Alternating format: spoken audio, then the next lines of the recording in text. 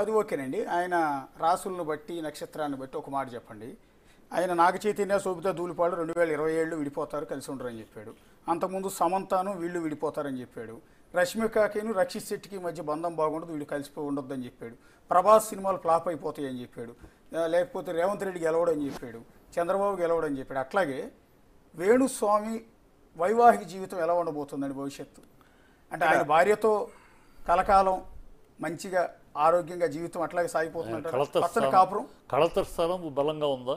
ఇక్కడ ఏంటంటేనండి, వివాహ స్థానం 7వ స్థానం ఎవరికైనా.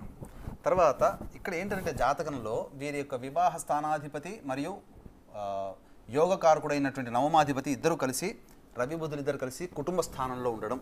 ఈ వీరికి ప్రేమ వివాహం అనేటువంటిది జరగడానికి గల కారణం ఏంటంటే, వీరు మనకు అనేక సందర్భాల్లో ఇష్టపడి వివాహం చేసుకున్నామని చెప్పారు.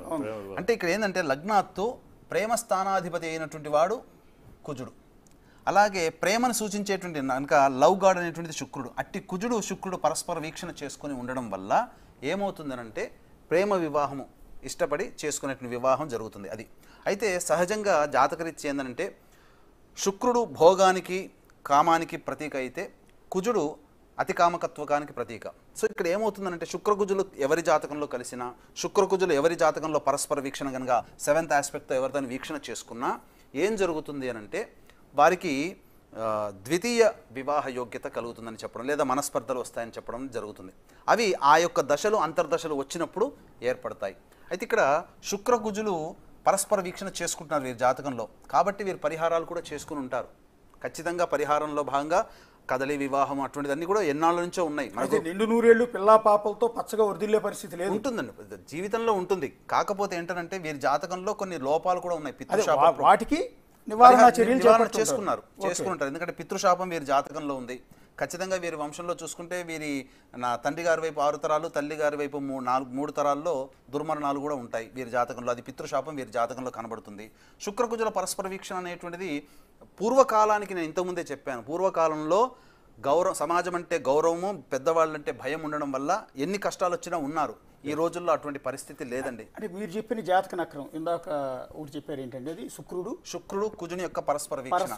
కాకపోతే ఇక్కడ శుక్రుడు మాత్రం కొంత యోగించబడ్డాడు. ఎందుకంటే శుక్రుడికి 12వ స్థాన స్థితి కలిగింది. స్థాన స్థితి కలగడం వల్ల కొంతవరకు సమస్యలు అనేటువంటివి ఉండదు. అయితే ఇక్కడ మీరు వేసిన ఈ జాతక చక్రం ప్రకారం ఈ శుక్రుడు కుజుడు పరస్పర వీక్షణ వల్ల ద్వితీయ వివాహ యోగం ఉందా ఆయనకి ఆల్రెడీ? అంటే ఇక్కడ మన జాగ్రత్తగా గమనించుకోవాల్సిన అంశం ఏంటంటే శుక్రకుజుల పరస్పరం ఉన్నప్పుడు దూరంగా ఉంటారు అని అర్థం. ఇప్పుడు మీకు ఎగ్జాంపుల్ చెప్తానండి. ఒక వ్యక్తి వివాహం చేసుకుంటాడు.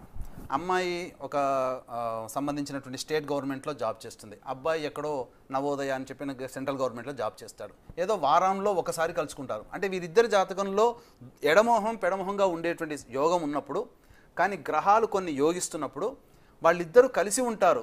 కానీ పేరుకు మాత్రమే కలిసి ఉంటారు, కానీ ఎవరి వ్యక్తిగతమైనటువంటి వారి వృత్తుల్లో వారు బిజీ అయిపోయి కలవడం అనేటువంటిది తగ్గుతుంది. అంటే అలా ఉన్నా విడిపోయినట్టే లెక్క, విడిగా ఉన్నట్టే లెక్క. ఎందుకంటే మధ్యలో దూరాన్ని పెంచుతుంది కదా, ఆ విధంగా వీరి జాతకంలో ఉంటుంది. ఆమె లైఫ్లో ఆమె లైఫ్ స్టైల్లో ఆమె బిజీగా ఉండడం, ఈయన లైఫ్ స్టైల్లో ఈయన బిజీగా ఉండడం, దూరంగా ఉంటారేమో. అది అంటే ఇప్పుడు అందరి జాతకాలు చెప్పి అడక్కుపోయినా కూడా జాతకాలు చెప్పి వేణుస్వామి ఆయన జాతకం ఆయనే చూసుకుంటాడండి, లేకపోతే వేరే వాళ్ళ దగ్గరికి వెళ్ళి మీలాంటి స్వామిల దగ్గరికి వచ్చి ఎవరికైనా చూయించుకొని ఉంటారు.